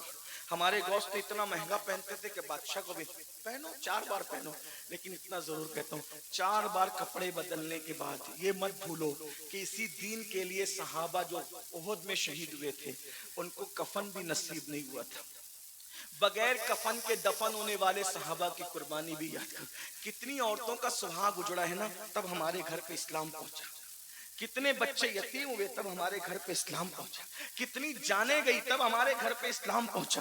اب بتاؤ ہم نے اپنے بچے کو ڈاکٹر بنانا چاہا، انجینئر بنانا چاہا، ٹیچر بنانا چاہا، سب بنایا، بناؤ بالکل بناؤ، کیا آپ نے اپنے بچے کو مسلمان بھی بنایا؟ بتاؤ، ٹیوشن کے لیے جگاتے ہو، اسکول جانے کے لیے صبح 5 بجے جگاتے ہو، کبھی اپنے بچوں کو نماز کے لیے بھی جگایا؟ بہت معذرت کے ساتھ، جو رسول کہیں کہ نماز میری آنکھوں کی ٹھنڈک ہے، نماز پڑھتے ہو؟ نہیں۔ جلسے میں آئیں 3 گھنٹہ بیٹھیں گے، 5 گھنٹہ بیٹھیں گے، کتنے لوگ عشاء پڑھ کے ہاتھ مت اٹھانا، ذلیل کرنا مقصد نہیں، حضور کی امتی ہو، ہم سے بہتر ہوا، آپ کی حرمت کو کعبے سے افضل قرار دیا گیا ہے، لیکن اتنا پوچھتا ہوں عشاء کتنے پڑھ کے آئیں اور جا کے فجر کتنے پڑھیں گے؟ بہت معذرت کے ساتھ عرض کروں، جو جلسہ کرتے ہیں نا وہ بھی الا ماشاءاللہ نماز نہیں پڑھتے، جلسے کی مصروفیت میں یہ مغرب بھی چھوڑتے ہیں، عصر بھی چھوڑتے ہیں، عشاء بھی چھوڑتے ہیں۔ کروڑوں جلسے ایک پڑھنے میں رکھا جائے اور ایک سجدہ فرض ایک پڑھنے میں رکھا جائے، کروڑوں جلسے اس سجدے کا بدل نہیں ہو سکتے۔ آپ کیا سوچ رہے ہو نماز چھوڑ دوں گا میلاد کے ذریعے بخش دیا جاؤں؟ بھائیو ہمارے ہاں میلاد فرض نہیں ہے، علماء موجود ہیں، نفل ہے، مستحب ہے، زیادہ سے زیادہ حضور سے محبت کا اظہار ہے، میں منع نہیں کر رہا ہوں، الحمدللہ میلاد پر میری تقریریں موجود ہیں۔ ہم کہتے ہیں جو میلاد منانے سے منع کرتے ہیں ان کے دل سیاہ ہو گئے، ہم ان سے مقابلہ کر رہے ہیں، لیکن آپ سے کہتا ہوں میلاد مناؤ گے نفل مستحب کر کے اور فجر چھوڑ دو گے، نمازیں چھوڑ دو گے، پھر سوچو کہ حضور بخشوا لیں گے۔ دیکھو حضور تو کسی کو بھی بخشوا سکتے ہیں، ان کی شان ہے، ایک میں کیا، میرے عصیاں کی حقیقت کتنی، مجھ سے 100 لاکھ کو کافی ہے اشارہ تیرا، لیکن یہ بھی سن لو وہ جس کو چاہے بخشوا سکتے ہیں، وہ مختار کل ہے، نبی مختار کل ہے، جس کو جو چاہے عطا کر دے، یہ میرا عقیدہ ہے، اگر وہ چاہے تو کروڑوں کو اشاروں میں بخش دیا جائے، مگر انہوں نے ہی فرمایا جس نے جان بوجھ کر نماز چھوڑ دی قیامت کے دن اس کے ساتھ میرا کوئی وعدہ نہیں ہے، میں محمد اس سے بیزار ہوں، وہ میرے ذمے سے باہر ہو گیا ہے۔ کہاں گئی نماز؟ نماز کہاں گئی؟ جس دن میلاد کا جلوس نکالتے اس دن بھی فجر نہیں پڑھتے، حضور کے دل پہ کیا گزرتی، اللہ کے رسول کے دل پہ کیا گزرتی ہوگی؟ پھر کہتا ہوں منافق نہ بنو، اگر عاشق بن رہے ہو سچے بنو۔ ایک حدیث سن لو، بات پوری کرتا ہوں۔ قوت القلوب میں شیخ ابو طالب مکی رحمت اللہ علیہ ایک حدیث لکھتے ہیں، میں کہوں گا تو مجرم ہوں گا، لوگ مجھ سے ناراض بھی ہوتے ہیں کیونکہ میں ایسی بات کرتا ہوں، کچھ لوگ تو یہ کہتے ہیں کہ پتہ نہیں یہ سنی ہے بھی کہ نہیں ہے۔ میں نے کہا اگر قرآن حدیث بیان کرنا مشکوک کرتا ہے آپ جو چاہے ٹائٹل دے دیں، الحمدللہ میں 41 پشتوں کا پشتینی سنی ہوں، کنورٹڈ سنی نہیں ہوں، ہاں الحمدللہ 41 پشتوں کا سنی ہوں، اور جس میں سیدہ فاطمہ اور مولائے کائنات ہمارے شجرے میں نسب کے اعتبار سے سب سے اوپر ہیں، الحمدللہ الحمدللہ۔ لیکن ایک بات آپ سے کہوں، حقیقت اگر میری بات واقعی سنیت سے ٹکراتی ہے تو آپ میری اصلاح کریں، مجھ سے بات کریں، اور اگر میں واقعی سنیت کی بات کر رہا ہوں، سیدی اعلیٰ حضرت فتاوی رضویہ شریف میں مسلک نقل کرتے ہوئے لکھتے ہیں کہ مولا علی نے بے نمازی پہ کفر کا فتویٰ دیا، سیدنا فاروق اعظم نے بے نمازی پہ کفر کا فتویٰ دیا۔ آپ سے پوچھتا ہوں کہ آپ کے نزدیک مولائے کائنات اور سیدنا فاروق اعظم کا فتویٰ اسی طرح نظر انداز کرنے کے قابل ہے؟ اگرچہ ہم حنفی ہونے کے اعتبار سے ہمارے اعلیٰ حضرت نے بتایا ہمیں اور ہمارے امام نے بتایا کہ ہم بے نمازی کو ڈائریکٹ کافر نہیں کہتے، فاسق کہتے ہیں، ہمارا عقیدہ یہ نہیں ہے، اس لیے کہ جو حدیثوں میں آیا ہے اس کی تعویل ہمارے امام اعظم نے کی ہے۔ لیکن ایک بات آپ سے کہتا ہوں، مولائے کائنات نے فتویٰ دیا بے نمازی کافر، فاروق اعظم اگر اللہ نہ کرے 1000 بار نہ کرے، اگر آپ سے پوچھتا ہوں امام اعظم کے قول کی بجائے مولائے کائنات کے قول پر قیامت کے دن فیصلہ ہوا تو کہاں جاؤ گے؟ کہاں جاؤ گے؟ میں افضل و تفضیل کی بھی بات نہیں کر رہا ہوں، امام اعظم بہرحال غلام ہے، لیکن آپ بتائیں تو صحیح، من ترک الصلاۃ متعمدا فقد کفر کا لفظی ترجمہ کیا جائے تو کیا ترجمہ کر؟ یہ متعمدا فقد، یہ فقد کہاں جا رہا ہے؟ فقد یہ تو احناف کی کشادہ قلبی ہے کہ فقد کا لفظی ترجمہ نہیں کرتے، بلکہ اس کا جو ہے وہ عرفی اور اصطلاحی ترجمہ کر کے اس کی معنویت کو بیان کر دیتے ہیں۔ لیکن اگر یہ فقد کا ترجمہ ہو جائے نا تو پھر تمہاری آنکھیں کھلیں۔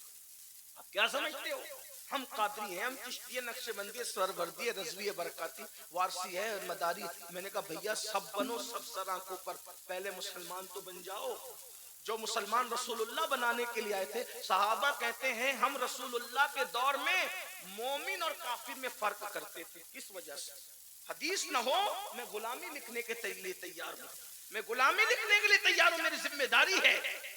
صحابہ کہتے ہیں مومن اور کافر میں فرق کرتے تھے، کس بنیاد پر؟ صرف نماز کی بنیاد پر۔ جو نماز پڑھتا تھا ہم اس کو مومن سمجھتے تھے، جو نماز نہیں پڑھتا تھا ہم اس کو کافر سمجھتے۔ یہ رسول اللہ کے دور کا یہ پہچان تھی، یہ پہچان تھی رسول اللہ کے دور میں مومن۔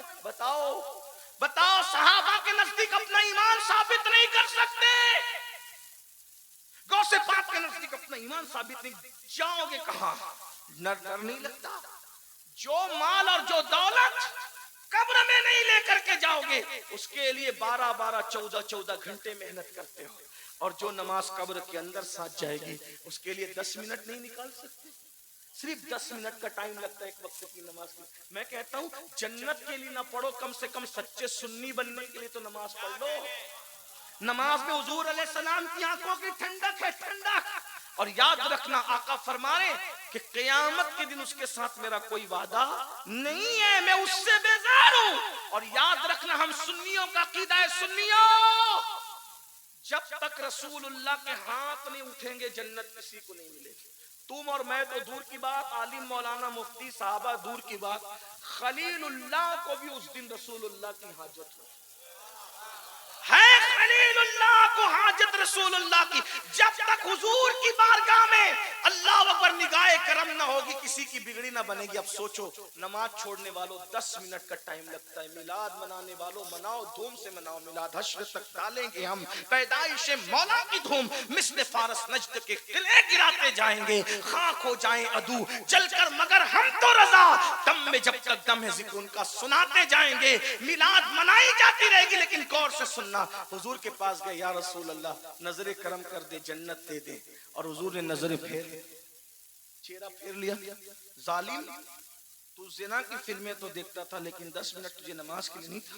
مال کمانے کے لیے کلکتہ، دلی اور سعودی تک گیا، لیکن گھر کا بسترا چھوڑ کے محلے کی مسجد تک نماز کے لیے میری آنکھوں کی ٹھنڈک کے لیے نہ جا سکا۔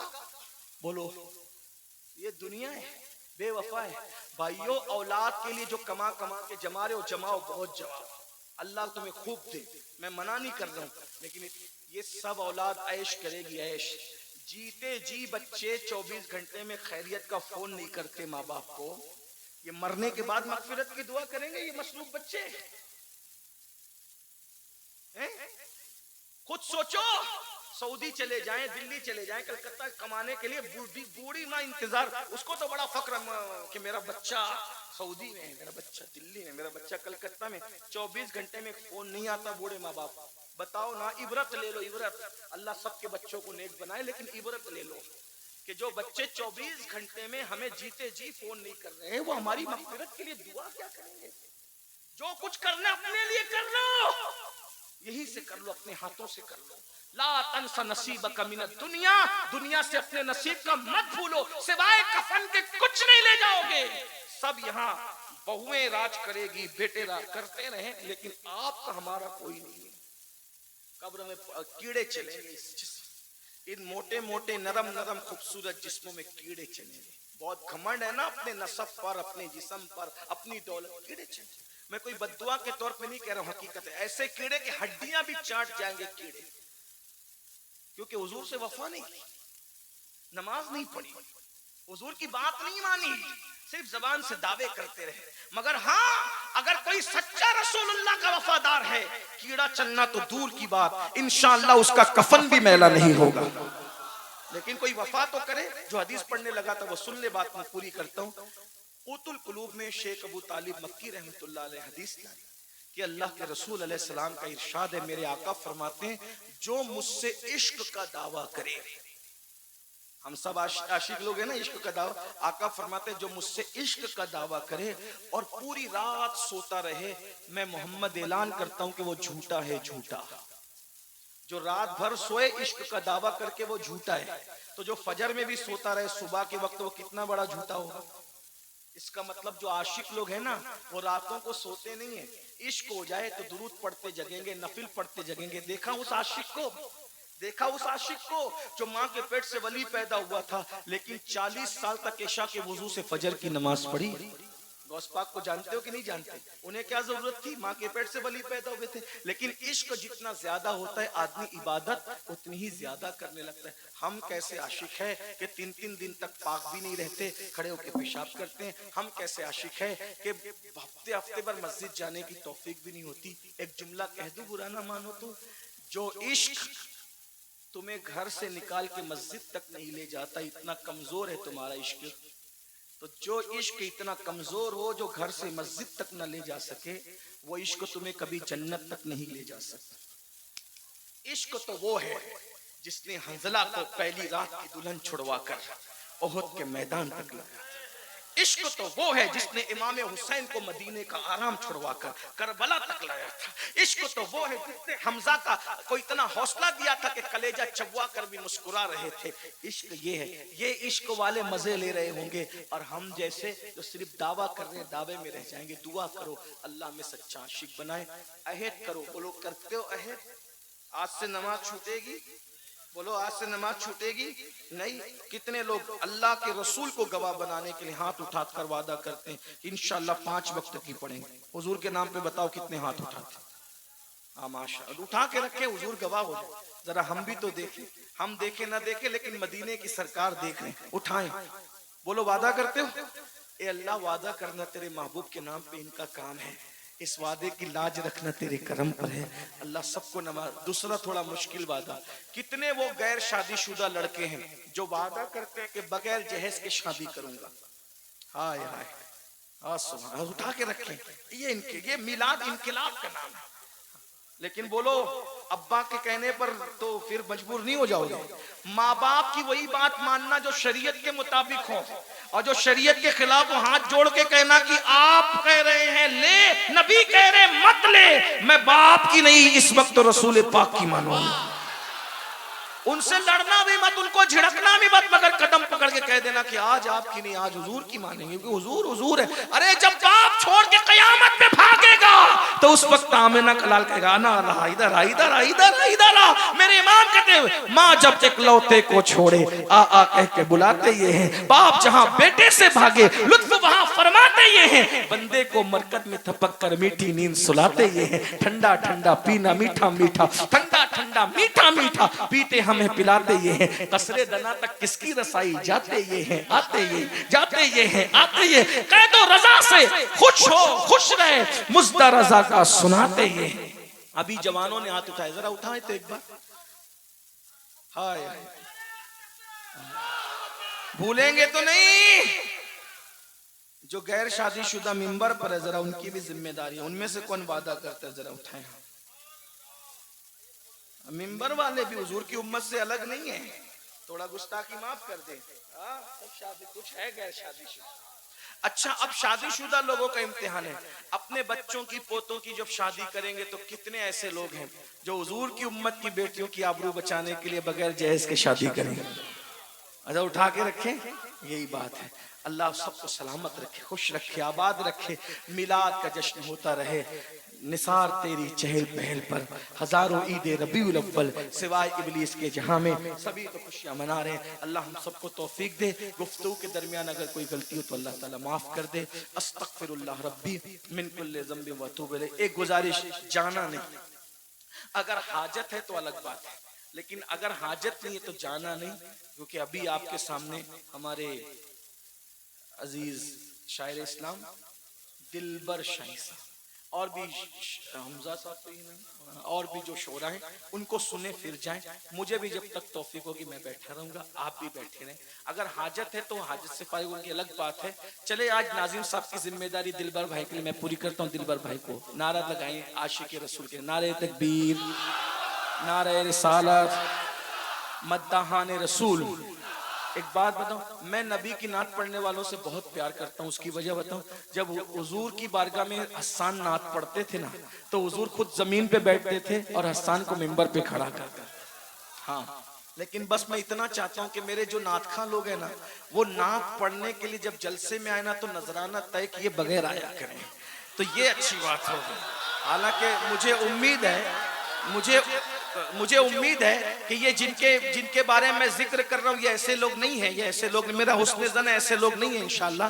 لیکن آپ سے بھی کہتا ہوں آپ ان کو اتنا دے دیا کریں کہ ان کو مانگنے کی ضرورت نہ پڑے، اور یہ لوگ بغیر مانگے آیا کریں. اس لیے کہ میں کہتا ہوں اور حضور کا ذکر کرے کوئی ہمیں دے نہ دے یار، ہمارا کوئی دے گا کیا دے گا، چندے کے پیسے سے کس کی اوقات کیا ہے. ہمارا نبی مالک کل ہے، ایک نظر اٹھا دیں گے تو دینے والا بنا دیں گے، نسلوں کو نواز دیں گے. آتا ہے فقیروں پہ انہیں پیار کچھ ایسا، خود بھیک دے اور خود کہیں منگتا کا بھلا ہو. اور کیوں اپنی گلی میں وہ روادار صدا ہو جو بھیک لیے راہ گدا دیکھ رہا ہو. مجھ سے لوگ فون کر کے پوچھتے ہیں تاریخ لیتے وقت حضرت فیس کیا ہوگی، نذرانہ کیا ہوگا، کتنا طے کریں گے. میں نے کہا لوگوں کو برا لگتا ہے مجھے معاف کریں، میں معافی اس لیے بار بار مانگتا رہتا ہوں کہ دل نہ ٹوٹے، لیکن حق بولنا بھی ضروری ہے. میں کہتا ہوں نچنیوں کی راتیں طے ہوتی ہے، عاشقوں کی راتیں طے نہیں ہوا کرتی. ارے کون دیتا ہے، دینے کو منہ چاہیے، دینے والا ہے سچا ہمارا. دلبر صاحب کو سن لیں، میں بھی سنتا ہوں.